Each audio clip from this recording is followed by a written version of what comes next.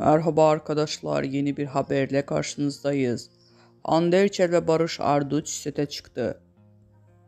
Hande Erçel uzun süre sonra ekranlara dönmeye hazırlanıyor. Müjdeli haberi sosyal medya hesabı üzerinden paylaşan güzel oyuncu, rol arkadaşı Barış Arduç ile sete çıktı. Başrollerinde oynayan Barış Arduç ve Hande Erçel'in paylaştığı Rüzgara Bırak adlı romantik filmin çekimleri başladı. İstanbul'da başlayan çekimler Urla, Çeşme ve Alaçatı'da devam edecek.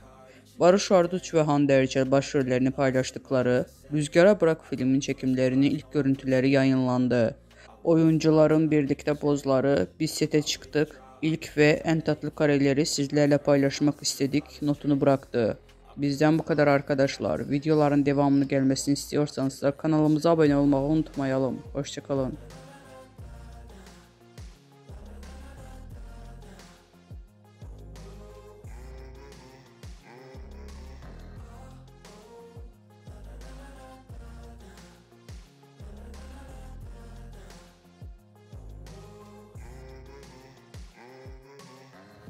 AM and I'm up again. I got tired eyes.